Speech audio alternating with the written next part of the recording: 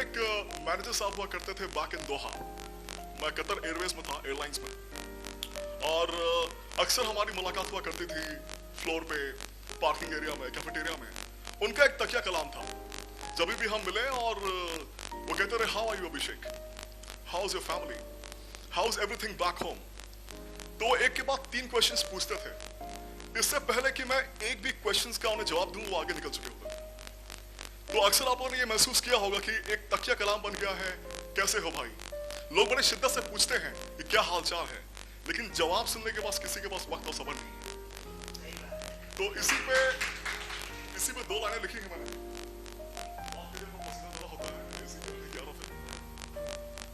तो 2 लाइनें ऐसी हैं कि वक्त और सबर दोनों ही नहीं उनके पास मेरे जवाब को सुनने को।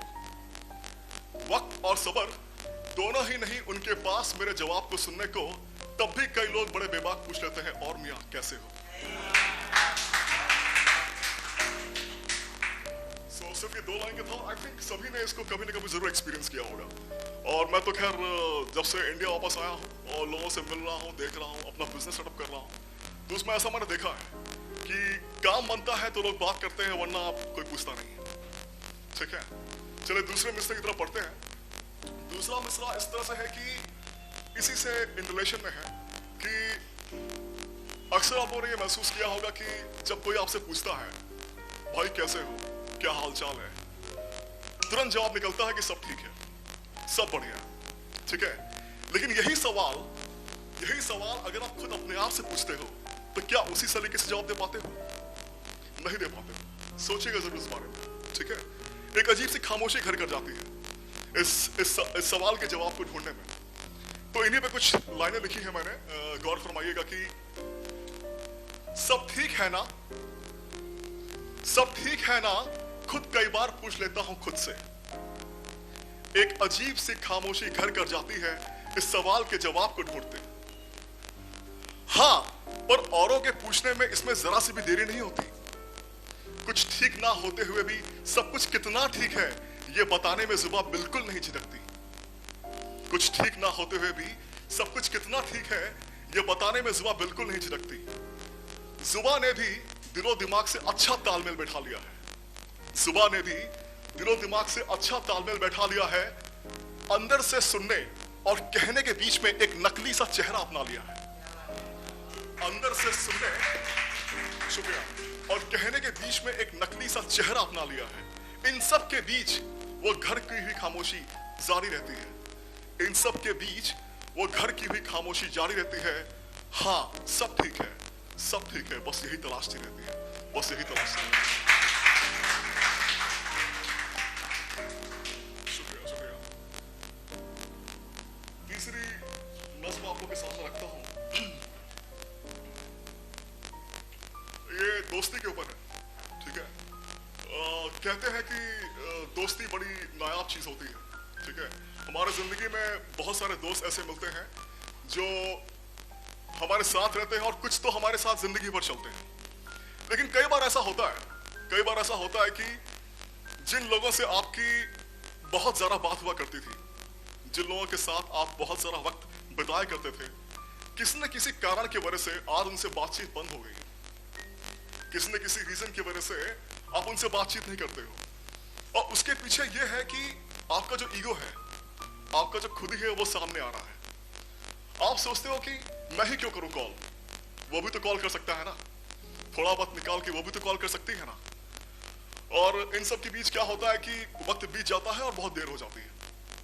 तो इसी पे मैंने कुछ 4-5 लाइनें लिखी हैं, आप लोग के सामने रखता हूं। इसका टाइटल है लौट चले। ठीक है, तो इस तरीके से है कि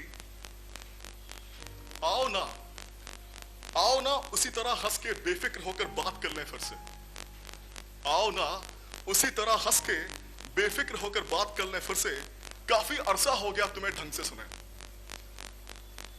काफी अरसा हो गया तुम्हें ढंग से सुने। माहौल तंग है और वक्त है अपनी पाबंदी पर। माहौल तंग है और वक्त है अपनी पाबंदी पर। आज सांसों को भी यकीन नहीं है आने वाले कल पर।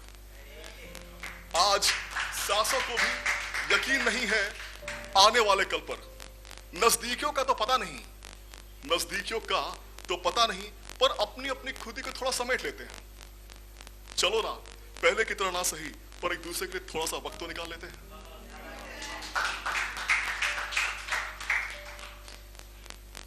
और ये आखिरी है, इसमें थोड़ा सा आप लोग को मोहब्बत की तरफ लेके चलता हूं, ठीक है? जी हाँ।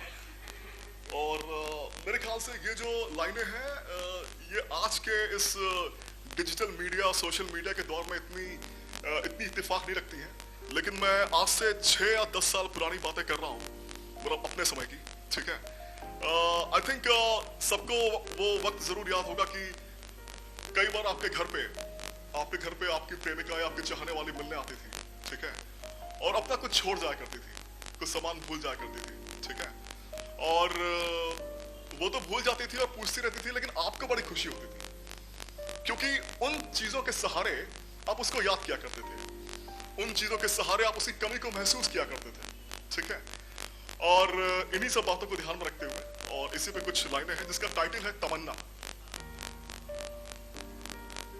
वो इस तरीके से है कि मुझे याद है कि तुम एक दफा अपना दुपट्टा छोड़ गई थी। मुझे याद है कि एक दफा तुम अपना दुपट्टा छोड़ गई थी। मैं नकार दिया करता था और तुम यूं ही रोज पूछ लेती थी, तो पूछ लेती थी कि भाई कुछ छूट तो नहीं गया है, ठीक है? मुझे याद है कि एक दफा तुम अपना दुपट्टा छोड़ गई थी।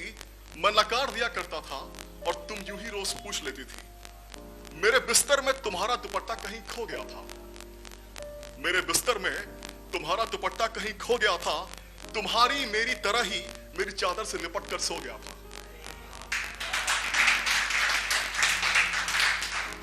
मेरे बिस्तर में तुम्हारा दुपट्टा कहीं खो गया था। तुम्हारी मेरी तरह ही मेरी चादर से लिपट कर सो गया था। काश फिर से तुम्हारा कुछ मेरे घर में खो जाए, यही दरकार है। काश फिर से तुम्हारा कुछ मेरे घर में खो जाए, यही दरकार है, क्योंकि आज भी वो तुम्हारी खुशबू मेरे जहन में बरकरार है।